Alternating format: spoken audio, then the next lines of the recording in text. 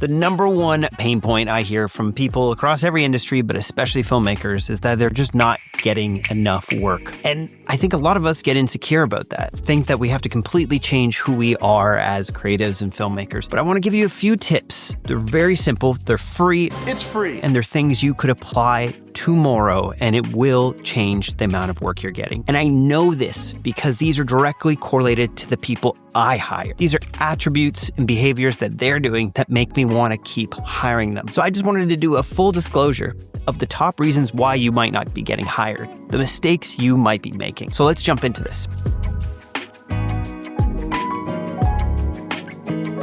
And I don't think it's fair that I talk about this without talking about some of the mistakes I've made, and even one very recently, this past weekend. I had a meeting with quite possibly the most famous person in filmmaking that I've ever met. I can't get into too many of the details. I know I'm always like, oh, I'll tell you later. Tell me, please tell me. But truly, I will tell you at another time who it was. But at the beginning of that meeting, it wasn't going so well. And I realized that I've always just prepped to envision my meetings going well. But the thing I actually have to be practicing as well is, what if it doesn't go well? How do I react? How do I preemptively get over that nervous tension? So this is just one tip. If you're meeting someone or pitching yourself or trying to get them on board, is you actually have to practice it not going well as much as you should practice it going the best, because then you're prepared to seal the deal no matter what happens.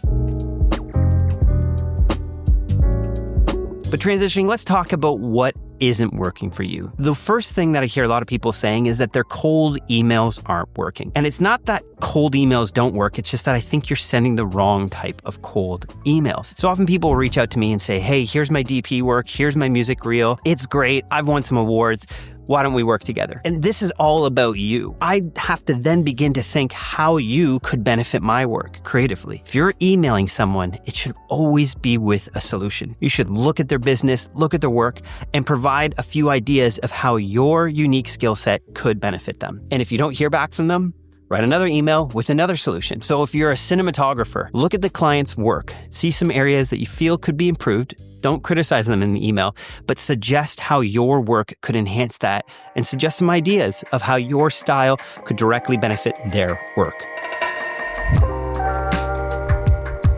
Now, getting onto set.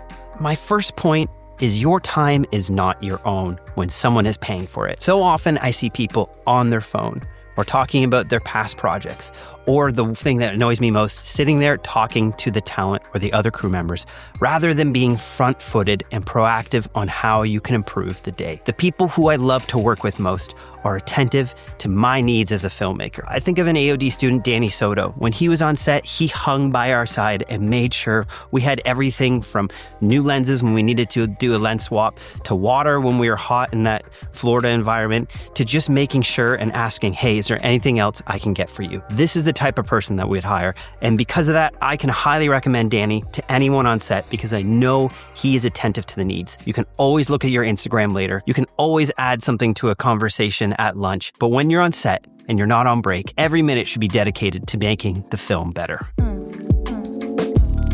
Frictionless. This is something you want to be for your clients. And this is not just in the way that you're on set, but everything from how you write your emails. Are they succinct? Are they quick? Are they efficient? And this friction goes all the way into post-production. I made the mistake in the past of when I've been licensing different assets for my projects, I haven't looked into the details of the library I've been using. And in turn, there's that last minute moment where you're either asking the client for more money to license that footage, or in turn, you have to eat the cost. Better. Nobody has done it. And this is where Artlist comes in with their universal licensing. For as low as $9.99 a month, when you subscribe to their service, you can license your projects for any of your paid client work. And now they have their new library extension app, but this is something built right into Adobe Premiere. If you're a weirdo and stubborn like me and you still use Premiere, you can drag the assets right out of the Artlist library and drop them into your timeline, licensing it all in one click. They have tons of new features too, like their AI assistant extension, which is also in Premiere, which can do things like get rid of all the gaps in your timeline. I know my editors would love that because I'm constantly making mistakes. Sorry, Santi. I often just sit here for a...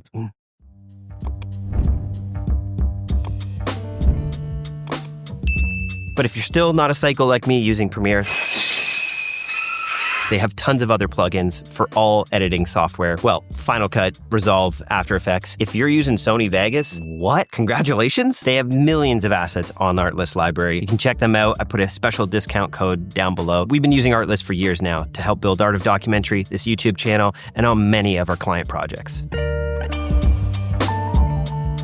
My next point is showing up without any gear. Now, this doesn't mean that you show up with every piece of gear you own, but if you're perhaps a camera operator, take it upon yourself to show up with a shoulder rig or a camera sack or a monopod, or at least ask these questions ahead of time. Your goal is to take the burden off the film team as much as possible. Now, you can ask sometimes if you could rent out some of that gear to production, but don't make that your goal. If you already own a tripod, bring it out. Who cares if you can make an extra $20 that day? I gotta compliment my guy Danny again.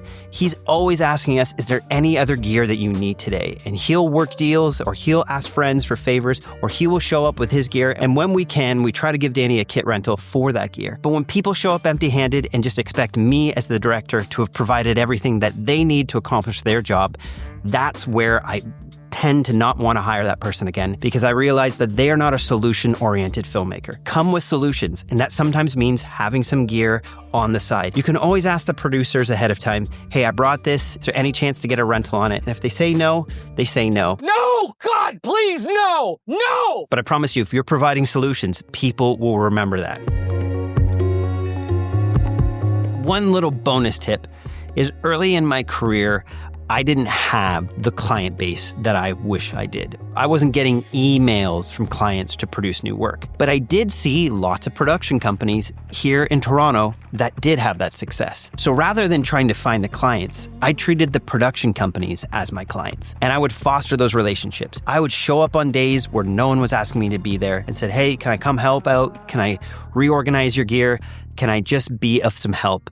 Here's some things I could do. Could I take some pictures? I came with some solutions for them. And by being around those production companies, around those sometimes just single filmmakers who were doing well, I was able to pay my rent by getting hired just to do little things like production assist or camera operate. And slowly but surely, I was able to build up trust with them, and I began directing for them and building a portfolio.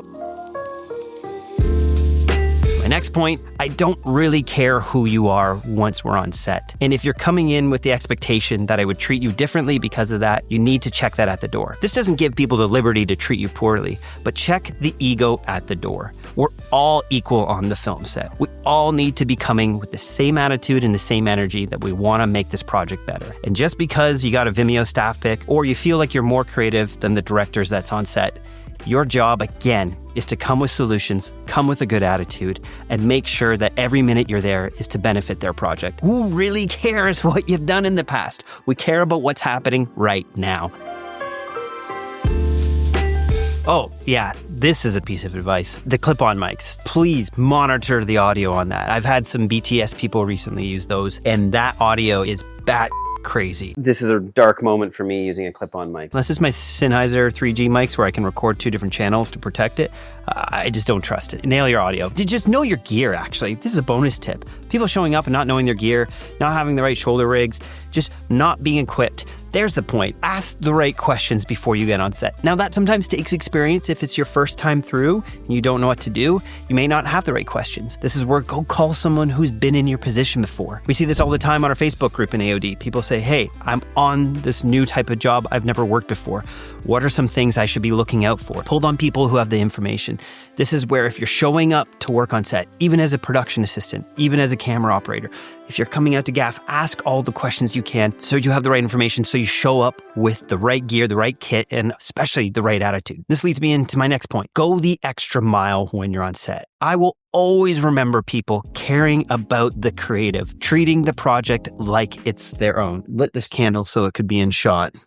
Wow, that's useless. I can see this is useless. You always hear that cliche statement that people won't remember what you said, won't remember what you did, but they'll remember how you made them feel. I would say I remember a little more about what you did on set, but that's connected to, did you make me feel like you cared about the project? That's who I want on set. I want people who are supportive, who come alongside my vision and don't belittle me. Going the extra mile will get you hired. My next point is be flexible on your rate. You're not going to get rich charging your client for parking fee if it's $5. If you're running a production company, you're not going to get rich charging your clients for hard drives. Be creative in these solutions. Or if these are things that you will not budge on, be upfront about them. No one likes getting an invoice that they didn't expect. Have this in your contract up front, or talk to the production, but make it one of your last questions of, hey, will lunch be covered and can you guys cover parking? I have worked with people where that is one of the first questions they ask, and it makes me think, do you care about this project? Are you passionate about the work, or are you just afraid or more concerned about making a couple extra dollars than actually showing up and being passionate about the art? There is a difference between a project not having a big budget and a project taking advantage of the creatives. There was many years early in my career that I would work on projects for free or for highly discounted rates. But the education I got back, the skills that I developed, and most importantly, the relationships that I fostered paid dividends along the way. Well, I hope these helped. And I hope some of them actually riled you up a little, because that means it might be something that you're doing. Don't get bitter, get better. Every day you show up on the set could be that one connection with the right director, the right producer, the right production company who actually has a lot of success ahead in their career. And if you show up and work well, they're going to want to bring you along for that journey. Right, I hope you like this one. I hate goodbyes, but I also hate mediocre scented candles from Winners. Winners is like TJ Maxx in Canada, except it's not for losers. Loser! You're a loser! See this. Go and get hired. Gotta get hired, mate. See you in the next one.